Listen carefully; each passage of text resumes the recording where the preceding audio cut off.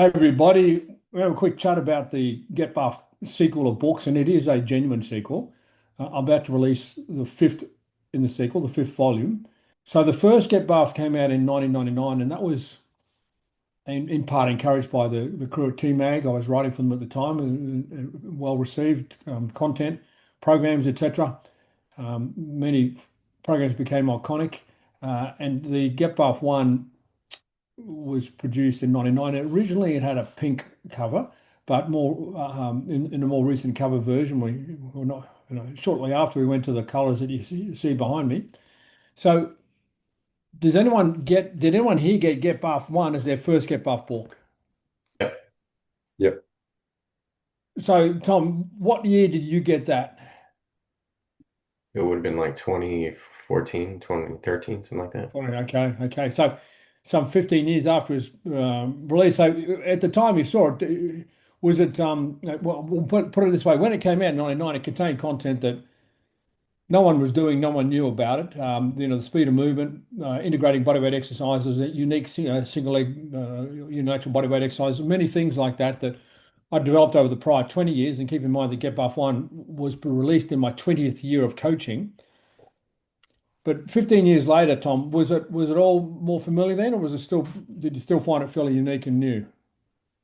Yeah, I still found it to be unique and new. I was training myself in the late 90s. I was starting to learn to do that, and I was just reading like muscle magazines and stuff. But I didn't know about T-Mag website. I was just in high school. Um, I thought it was awesome, but it was definitely new. Just I remember one of the things just doing less sets, for example. But the exercises, the descriptions, I loved it. Yeah, excellent. So that was the first comment, and then Get Buff Two I released 3 years later, so 2002. It was titled Get More Buff. Then it was the next step up in program complexity. So started to add a little bit more of the powerlifts and Olympic lifts to the earlier programs, which obviously had some in Olympic and powerlifts in it, but I started to expand it a little bit more and more advanced, shall we say. Um, I'm hoping everyone started with Get Buff One because that's certainly my hope. Get Buff One is a program that I believe, or has programs that I believe that you should be revisiting on an annual basis, but Get Buff Two is the next step up. So, who got their hands on Get Buff 2 after that? I Yep. did. David. So, what year did you get Buff 1 and what year did you get Buff 2? Get Buffed One must be around 2008, maybe, or 2009. And just like Tom, I was at the end of the 80s. I wasn't aware of Get Buffed. I wasn't aware of T-Mag, etc. But I was reading all the typical bodybuilding magazines like Flex Magazine, Muscle and Fitness, etc. Was doing their programs actually, and like after a few weeks, I was like crashing. And it just didn't work for me, all those programs from all those muscle magazines. I couldn't understand why. I thought something was wrong with me. And when I bought Get Buffed and when I read that book, then everything made sense. Everything made sense. Now I finally understood why those programs weren't working and why Get Buffed, the Get Buffed program was working so well for me. So that was huge. And then that's why I decided to continue my KSI journey and buy and bought after Get Buffed one. I started to buy everything else like Get Buffed 2 and the videos and all the DVDs. So yeah, that was. Yeah, that's a great story, and I do remember that. So, my early professional years, there was very little material around. I didn't get a lot of guidance. I had to innovate, and the athletes, at least in Australia in the 80s, did not do strength training. Most sports thought strength training was bad, and that was similar in America in the 60s and the 70s. So I was actually in the first challenge having to introduce them to strength training. But as we got into the late 80s and the early 90s, the next challenge was trying to keep the volume under control under the influences of the bodybuilding magazines. So the athletes that I've trained predominantly are drug-free. And when I say predominantly, I mean overwhelmingly predominantly involved in drug-tested sports, independently drug-tested sports, which makes it a little bit unique. And I'm talking about predominantly Olympic level. Um, so it was important that we were able to get results, get big, strong, and lean without relying on the vitamin programs that everyone thought it was just the state-sponsored communist countries that were engaging in, when they definitely were, in my opinion, but it wasn't just them. So the Get Buff programs were born out of being effective and without drugs, and having to compete with athletes that were supported by the vitamin programs I spoke about. So I think that's one of the many things that made the Get Buff range unique, is that I understood drug-free training, and the volume was so much lower because it just wasn't going to work otherwise. Victor, did you say you got your hands on Get Buff 3? Yes, but it's such a long time ago, I cannot actually remember. But I definitely got one and two together, sometime in the early 2010s, and then get buff three and four shortly. And but I actually didn't get to utilize the content only after quite a few years, because I was like, okay, with Get Buff 1 and then with Get Buff 2, there were so many things in it. I read Get Buff 3, I'm like, okay, I definitely am not ready for this. And I knew, and instinctively I knew that, okay, yeah, there's really a lot of things that you have to nail first before you can get to those programs.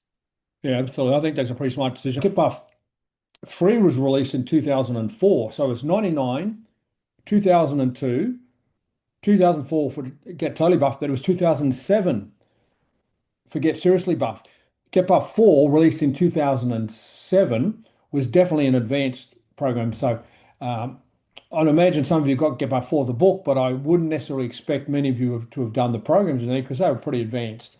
Can anyone relate to that? Yeah, absolutely. I never did the program of Get Buff 4, but the content was great. But just like Victor said, even with Get Buff 3, but definitely the number 4 was the programs were like very high level. Absolutely. And so Get Buff 1, 1999, Get Buff 2, 2002, Get Buff 3, 2004, Get Buff 4, 2007. So four books released in those 9-year period. But there are two parts of the book. There's content and then the program. And even though the programs may have got out of the reach of some, there was always a content. And the content was generally intended to be build on the previous volume. So you would not have found any repetition between Get Buff 1 and Get Buff 4 other than maybe an exercise description. But as far as the content, you would have noticed that it was unique and it was building on. And that's why I believe it's the only genuine sequel in the genre, in the book genre, where the content generally builds from volume to volume to volume. So I think some of you mentioned that even though the programs might have been out of your reach, the content would have been valuable for you. And that's what I want people to have. I want people to have that content, even if the programs are for the moment beyond them. Anyone want to comment on the way the content builds upon the previous volumes?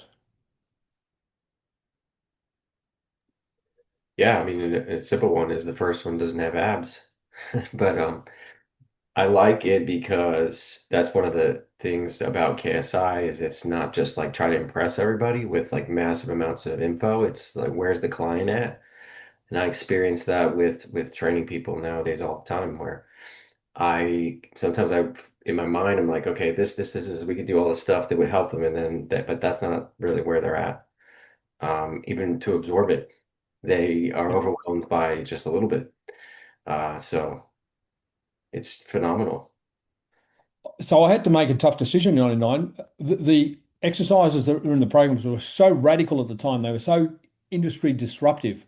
I mean, they were really, really. I mean, it's hard to imagine now. In the now that everybody's embraced them or imitations of them. But in that era, people thought I was crazy because the first stage of the program had no external load in it. It was just bodyweight exercises, and people thought, well, you're crazy. So I was very conscious of not trying to blow people out of the water and Get Buff 1 by saying, okay, in addition to all these crazy, unique lower body exercises that I've come up with that just didn't exist before, and I'm expecting you to do them. I was I didn't feel comfortable saying, okay, and by the way, I've got these control drills that I've innovated as well. So this is how you do them. And by the way, I've got all these abdominal exercises, and I want you to do them at the start of the workout. I felt it was just too much. So I made a tough call and just released the strength training component only. Now, looking at it back what are we now, 27 years later, everyone could say, well, I know all those exercises now, so you didn't need to do that. And I know all about this, speed timing, and everybody's a little bit more knowledgeable than they were back then. But the reality was, had I put everything in Get Buff One, I think it would have alienated too many people because the programs themselves were very disruptive. And I watched the way the editor at the time at TMAG wrote, trying to encourage people to give the programs a go, even though there was no body weight, no external load in the exercises. And I also noted how people responded to me when I did seminar tours. Um, I wasn't very popular when people found out that what I was teaching in the seminar wasn't what the local guru, were doing. And I had a few, fairly significant moments, shall we say, one in Boston and one in New York in particular, where it was very obvious that what I was teaching was just too disruptive to the local gurus, and they had to go back to the drawing boards and shoot it down in the short term until they worked out how to deliver their own equivalent. So that's the first rule books, and that with Get Bar 5 about to be released, it maintains the concept that it's building upon the information, but there is one slight difference with Get Bar 5 in that I believe it can be overlaid, all the information can be overlaid across the previous 4 volumes. So I believe that Get Bar 5 is genuinely for everybody. And it can be applicable no matter what stage of your journey you're at. So obviously I'm talking about something that hasn't come out, but it's coming out 27 years after Get Bar 1 and 47 years after I started my coaching journey. So I'm pretty pleased with the continuity that's been shown through the Get Buff range. It took me 20 years before I released Get Buff 1. So started in 1980, didn't release it until 1999, which is my 20th year. It was 20 years of learning that went into that book, and there were some pretty unique learnings. And then another 27 years since. So Get Buff 5 contains the last 47 years of wisdom, and it's not the end of the series. Get Buff 5, we're not stopping there. And I'll repeat it again, it is the only genuine sequel of information for people who want to get bigger, stronger, leaner available. And I don't, as I speak boastfully about that, I don't do that to denigrate some of the legendary books that have come before me, including Bill Pearl's Keys to the Universe. Bill was a very significant figure in the industry, and I have a lot of appreciation of what he did. The book was phenomenal. I did disrupt his categorization of exercises. For example, he did call the lower body just the legs, and I break the legs into 2, the hip dominant, quad dominant. But that was not out of disrespect. That was just out of attempt to advance it. And I know he and others from that era appreciate Bill's passed now, and so is Dave Draper. Dave Draper was very complimentary about my work, and I appreciate the support. I didn't get direct involvement with Reg Park, but I did with his son. So I have a lot of appreciation of the writings that came before me. I learned a lot from them. But for whatever reason, and maybe we just have more access to information now, but that aside, it's still the only 5 book. It will be the only 5 book sequel in the market. And by the time we finished, it'll be even a more significant range than that. If anyone's got any final comments about the whole book range before we wrap. Yeah, I like how on that note, you start with Get Buff 1, just teaching people basic concepts about how to approach training. Like you need to recover from training. You can't just train as much as you want and think that it's just going to work out the more you do. And I can relate to that because before I knew about you, I would sometimes do like 2-hour strength workouts and literally feel like I had the flu afterward because I was so crushed. And I just, when I look back, I'm like, dang, it's so much more effective that I could have accomplished so much more at a younger age. And I wouldn't, without having to really work so hard at something that wasn't working. And then starting off Get Buff 5, because I'm starting to read it, it's advanced those concepts. Now you can learn a little bit deeper aspect of how that all applies and why and that kind of thing. So just to be transparent, some of the coaches in this group are in my editing group. They get to read the draft, the manuscript. So they've got a bit of a heads up, bit of an insight in what's in the Get Buff 5. So I appreciate those words, Tom, and I certainly know what you're talking about overtraining. I did all the things that you would have done at the start, and I wanted to advance. I had to find out better solutions, and I guess I probably wasn't as exposed to the bodybuilding magazines in my earlier informative days as you were.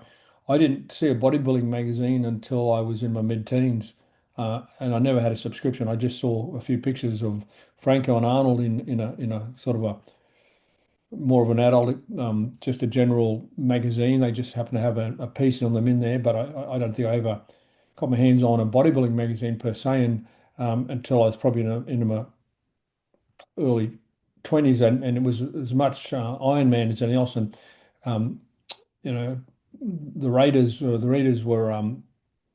very different in the way they produced Iron Man back in the day. It wasn't the glossy bullshit that the 1980s bodybuilding magazines turned into. So I probably missed a little bit of that influence, but nevertheless, I had to learn and the hard way and pass on those lessons to anyone else. So I appreciate that, Tom. Anyone got any thoughts before we wrap? Yeah, I see a fitness craze nowadays. Everyone, all the young people are doing fitness training, and so much bullshit on the market. And I'm very happy to see that there is again some wisdom, and that is a trade Get Buffed 5.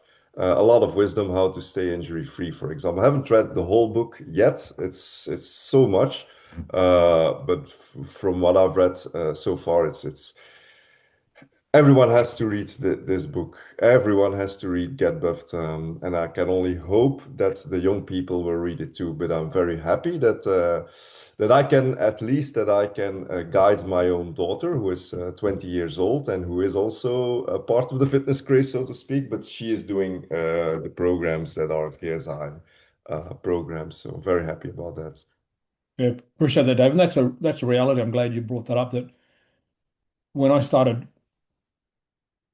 in 1980 professionally, the gym wasn't very crowded. The athletes weren't doing strength training. If they were only using light weights and doing high reps. That was what they were told to do. So it wasn't a very crowded environment. You were considered pretty weird, definitely back in the 70s if you did strength training, and back in the 60s. And now it's everybody's doing it. So if there's any flaws in program design, we're getting more side effects. More people are getting side effects.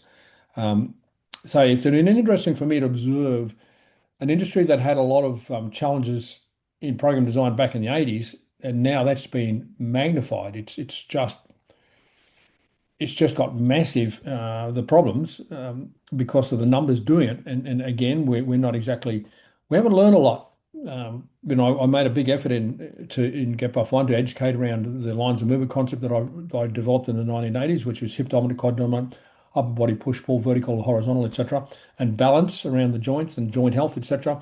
But those lessons weren't really absorbed by the world. Some of the flashy stuff was, but the actual joint health concepts haven't really been absorbed, which is why I think Get Buff 5 is very pertinent to today's times when young people coming through, and as young people do, they want to find out for themselves. They don't really want to learn from the wisdom of those who've gone before them sometimes, but it's there for them if they ever want to get an outcome. And not only has strength training gone down through the age groups, but it's gone across the gender borders. And I spend a lot of time with athletes and young athletes coming through. When I started training elite athletes in the early 1980s, they were what I call clean skin. They'd never done strength training before. So their body was a byproduct of their sport. Now I'm looking at young athletes, and their body's a byproduct of their dryland training, of their strength training, more so than it is of their sport. And I'm seeing the imbalances of the visual. I can visually see the imbalances, which were the very imbalances that in 1980 I made a commitment to avoid and prevent. In particular, the quads, like the quad development on the younger generation of athletes, and gym goes is great. You've buffed up your quads, but what are those little things behind you, and what are the implications of not having anything behind? And it's more than just visual. And that's just one joint or two joints, the knee and the hip. There are more joints and more exercises. So, David, yes, it's pretty tough to watch. And when I thought, but 40, 50 years ago, I thought I'd come up with some solutions, but they haven't really been embraced, and that's normal. We're not rushing to find optimal. We're just rushing to sell equipment. And that's the chapter in the book explaining that theory. Now, I appreciate that, Dave. Well, we'll wrap it at that. I thank everyone for their input into the sequel. As I go again, after 20 years, Get-Buff 1 was released in 1999. Get-Buff 2, 2002. Get-Buff 3, 2004. Get-Buff 4, 2007. And now 47 years after I started my journey, I'm about to release Get-Buff 5. So looking forward to putting it in everybody's hands.